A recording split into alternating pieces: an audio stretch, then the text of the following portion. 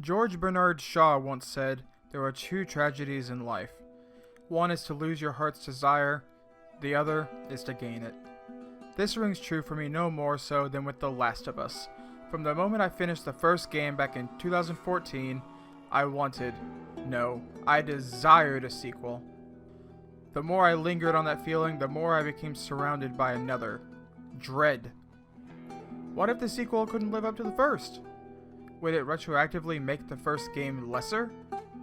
Upon the announcement of a live-action show, I was both excited and hesitant. That same desire fell upon me, as well as the dread. Video game live-action adaptations are usually terrible, but recent years have shown it is possible to successfully adapt video games to the silver screen. From the announcement of Pedro Pascal as Joel, I knew we were in great hands, and my dread quickly died as more and more of the cast and crew were announced. Today is January 16th, 2023, one day after the premiere of HBO's The Last of Us. So what did I think?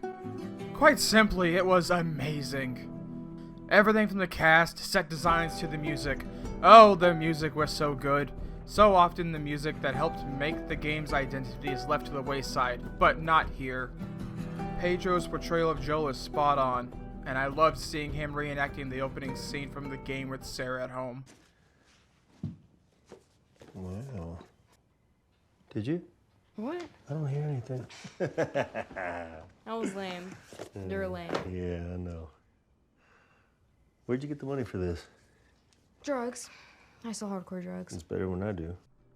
As the first episode went on, that feeling of dread snuck up on me again as Sarah's death was nearly upon us. Somehow, Sarah's death here was worse than in the game, and I did not think that was possible. I really had to give it to Sarah's actress, Nico Parker. The show also delves deeper into the world, showing us the monsters that Fedra have become, while at the same time showing viewers the bleak hopelessness that these characters inhabit. There, of course, have been some changes to accommodate the change of storytelling medium, yet every change felt natural and never detracted from the overall experience. This show is without a doubt the most faithful adaptation I have ever seen. Unfortunately, that may also be to its detriment. I'll admit there were times in the second half when I got a bit bored. Those moments were brief and far between though. The issue simply comes from the fact that I knew exactly what was coming. That particular section of the game was also never my favorite, so maybe that has something to do with it as well. This being said, the acting caliber on display grips you, pulls you in, until you're stuck wanting more. But that's next week's episode. I plan on doing reviews of each episode as they come out.